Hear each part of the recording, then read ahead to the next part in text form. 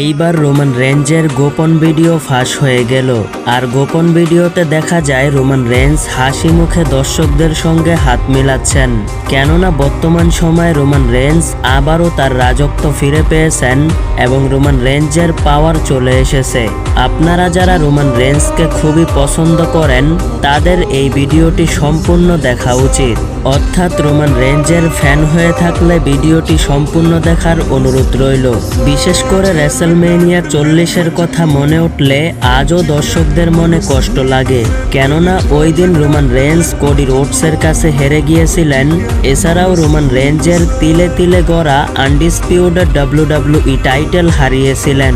অর্থাৎ Roman range তার সবকিছু হারিয়ে দিশাহারা হয়ে পড়েছিলেন।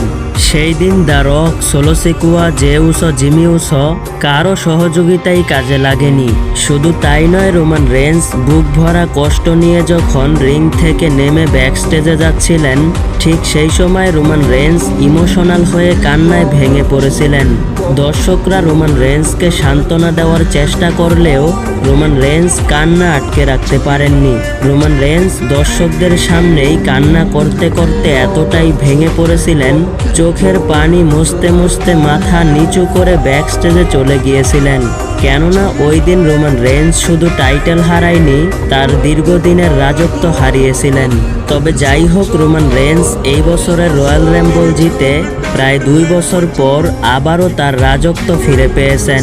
ওই দিন রোমান রেঞ্জ মাথা নিচু করে কান্না করলেও 2026 সালের রয়্যাল রাম্বল জেতার পর হাসি মুখে দর্শকদের সঙ্গে হাত মিলিয়েছেন। আপনারা এখন স্ক্রিনে তাকালেই গোপন ভিডিওতে দেখতে পাচ্ছেন।